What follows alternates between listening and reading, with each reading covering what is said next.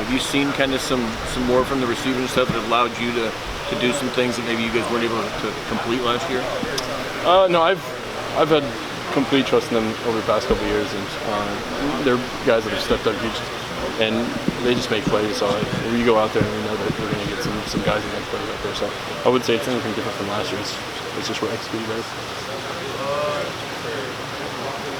Being a stranger to facing Stanford, what are the characteristics that you've seen year in, year out for their defense? Yeah, they're really well coached. They play a really aggressive defense, and really well coached. They fly around, and they've got some really athletic guys on defense, so they're a task for sure. How would Juwan change what you guys are able to do when he's able to play? He'd be huge. He'd be another guy you could throw out there and make plays. And we've got a few out there right now, and I really like the way they're playing, but adding him would be huge as well. Marcus has kind of said the last couple of weeks about turning some of the depth of receivers a little bit more loose, giving them some more opportunities, give you more some more downfield looks at that point. Do you think they've kind of built up a little bit of a trust with you over the last couple of weeks that maybe you guys might not have had that rapport in the preseason because they were so low on the chart? Personally, I've trusted them for the past couple of years, and that's kind of something that we've talked about. And they've just stepped up big time, and they make plays, and it's a great group of guys, and they push each other, and they want to be great. So I think that's the best part.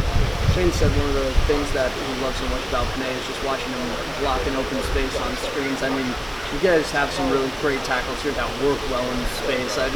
How easy is it for you to know that whenever you're going kind of east-west like that, you know that you got blockers that can get out? Yeah, we got some pretty fast receivers, but we got some pretty fast tackles too.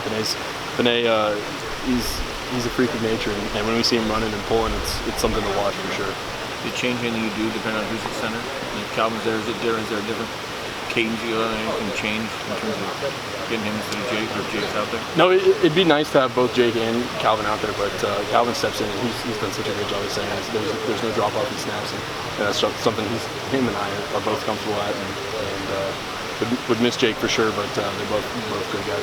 Everything that jumps out at you on film watching these last 2 weeks, and they say you guys and the receivers have been so on kind of for 2 weeks in a row now. Do you look and see anything you guys are doing that is working better than maybe it has in the past? I think we have more RPO answers. I think when we get more men in the box, we've got more answers outside, and kind of able to play off what the defense is giving us. Are you able to read that more because you've seen kind of what the defense is doing? Mm-hmm. It's kind of hitting you at all that you're starting to roll through some laughs here, like last Pac-12 opener is now kind of coming up on the list as you roll through season. Yeah, I haven't thought too much about that. I think we've been so busy with football and everything going on that we're kind of just focusing on a game at a time, and there'll be plenty of time later to kind of reminisce and think about what will happen. Sorry to ask already, Justin, but obviously had a lot of success against them last year, passing in regulation in particular was probably your best performance. Debo is one of the better corners in the league. What kind of challenges he presenting? Because you had success against them, but clearly they know what you bring to the table as well. What is the challenge of facing him as a corner? Yeah, we kind of talked about it. They're a really well coached team. They fly around, and they've got some really athletic guys that make plays. And, it's just something that we have to be sharp, and we have to know exactly what we're doing and be on the same page. So it's communication really big. We got the news about Cam yesterday. What's the feeling like in the locker room? How does it change the outlook going forward? It's tough for him. We're all behind him, and he's a special player, and it's unfortunate that he hasn't been able to play.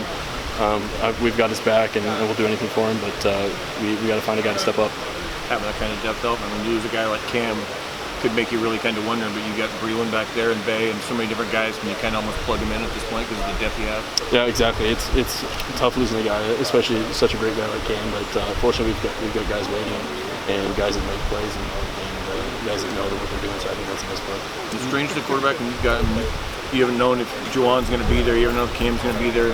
Last week your center's moving. I mean, there's so many parts around you. Do you get used to it, or do you feel at this point you've kind of been around these guys that whatever the other 10 are, you guys can have a plan? Yeah, we've worked through that so much that we've kind of mixed our pieces around and moved guys around, and we're comfortable with throwing out anyone out there. We've practiced that so much is what I'm trying to say. That we go through the situation of this guy's down, this guy's down, find a replacement player. What does it do for you guys offensively? You and Jake are clicking like that, adding that other element to the offense, especially heading into the Pac-12 Hanson, yeah, he's a great tight end. He makes so many plays, and that's a whole new dimension of our offense. And he gets fired up and excited for each game. Good to have him. Justin, these backs are really balancing the load. You don't have one guy who's really kind of that guy. They're doing it very well as a unit. What does it say about the depth you have in that position? Yeah, it's a great problem to have so many of those guys. Each one of them can fill in, and we got 4 or 5 guys out there that have complete trust and faith in, and they'll get the job done. Is it difficult to figure out the tell for Stanford's defense of where they're coming? Mario said that they're really difficult to know where their blitz is, and he said typically teams have some kind of a tell. Are they difficult to figure out? They do a great job disguising. Kind of like I said earlier, they're really well coached, and they've been playing great defense for a long time. So they know exactly how it looks, and we just got to do our best to watch as much film as we can and see what we can do. How much of a benefactor is it then that a lot of you guys are playing Stanford for the 4th time on offense? Does that help at all? Yeah, it helps with film, just having film to watch and to look back on our previous games. And I would say they're just really well coached, and we have to watch as much film as we can. Sure. Anything you're saying to some of the younger guys now heading their first Pac-12 game that are big contributors on this team? Just to realize that these games are really important, and to give everything you have, and don't waste any time, and just do everything. Very good. Justin.